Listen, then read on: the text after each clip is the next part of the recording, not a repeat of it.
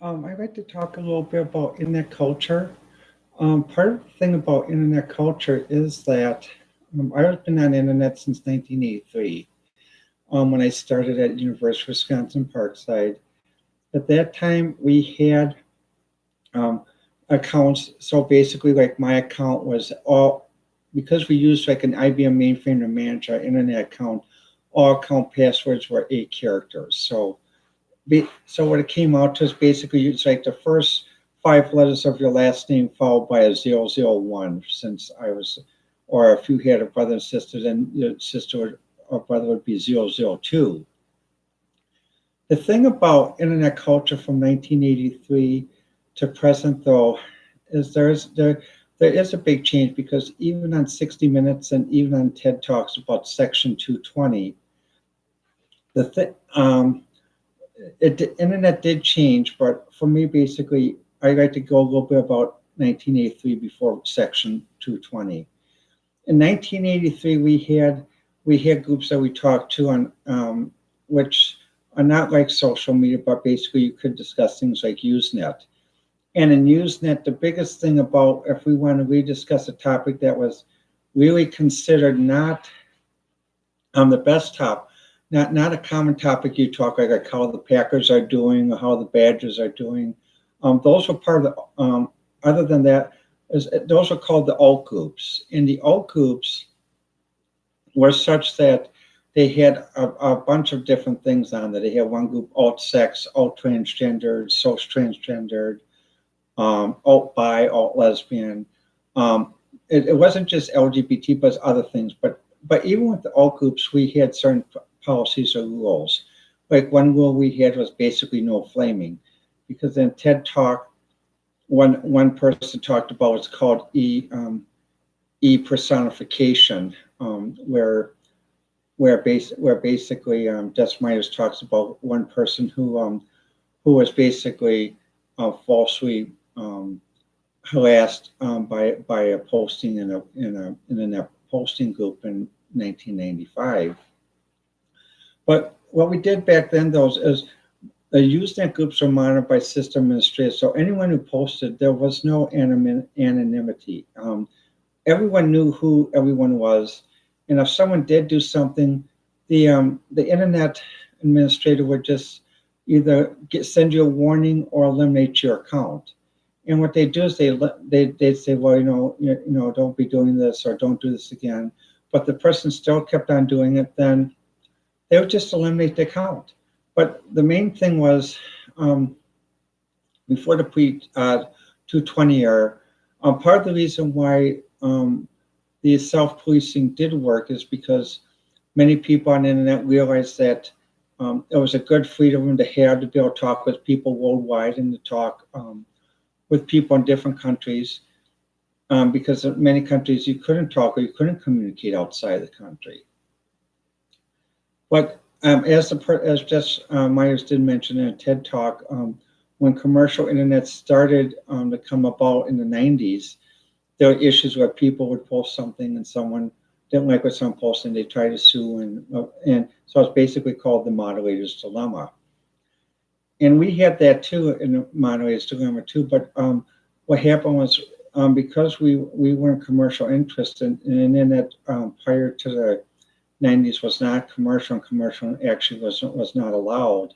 Um, it kept some of that activity at bay because no matter what someone says, basically it's just a matter of just deleting the account or just deleting the posting completely from the Usenet database. Well, this worked for quite a while, but even up to the 90s, with before Section 220, there was a website called anonpennant.fi, which allowed you to send emails to people worldwide or send emails to friends, but also keep your identity in the email private. And for many people in various communities, even for one writer in a country where she is held under military rule, allowed her to communicate so that basically she wouldn't be persecuted. The thing, though, is what happens with the non-pennant FI, just like other aspects of internet, it eventually became to get abused. And And what happened, and eventually so too many people complained and it was shut down in about the late 90s. But when it was up, it did do a lot of social good. And it used a method basically that made sure that guaranteed that people's privacy were there. Now, getting up to the mid 90s, in the mid 90s, many of us were concerned about what this Communication Decency Act was going to be about, because in the mid 90s, like with the Electronic Freedom Foundation and the Wells Group, we wanted internet to be, public and free, and basically we trusted that people would be able to discipline themselves and watch themselves, and we could have a creative discussion like the way we did at universities back then, where there was civility, and also when there was civility in Congress too. And that worked for a while, but then what happens? The Section 220, I'm even new to it because I just became aware of it. I didn't realize how involved the Communication Decency Act became, but when it was first passed, many people were worried about government regulating internet and what could happen. But there were challenges. So the challenges basically made that certain things could go, websites could go, also LGBT groups could speak, like social transgender, alt transgender, which is where many people decided to come out because they couldn't come out actively in their own communities without losing their job, their home, or even being assaulted. This is where where internet with Section 220 did help make websites flourish, and also made that people could speak. However, there still was the thing about speaking, basically knowing how to speak and have a conversation and not using it for insightful purposes. And during the 90s, this held because I remember certain LGBT chat rooms I go to, certain writers groups I go to, we had a chat room, we'd talk, it'd be like, well, hi, how are you? Where are you from? Then we have a conversation. Well, did you see this book, or did you read this book, or what do you think of this story or that story? And it's just general conversation. Sometimes we talk a little bit about music and like what some groups we liked, and it's just basically like. And then when you left, you just said, "Well, nice talking with you," and that was it. And nothing.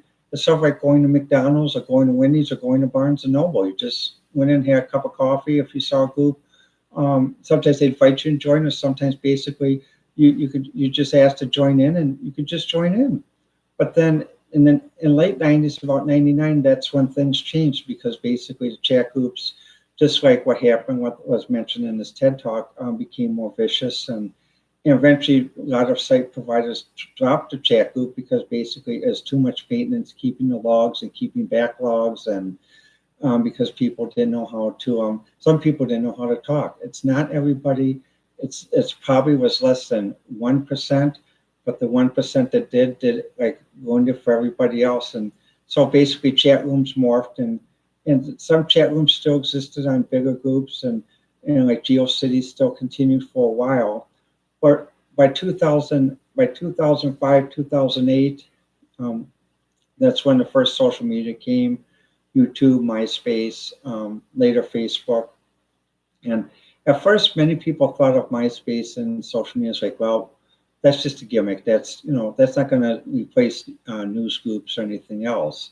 And for a while, basically, social media really had a big sway.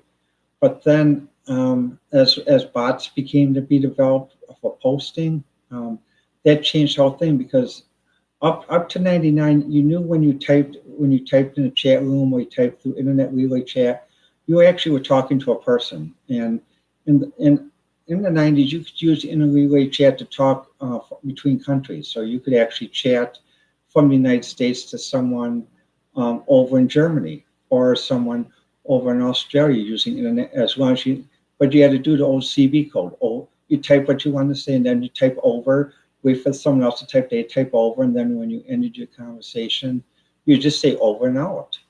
But by the time late 90s came, that all changed. And with bots on social media, that changed too, because you didn't know, are you responding to a bot or aren't you?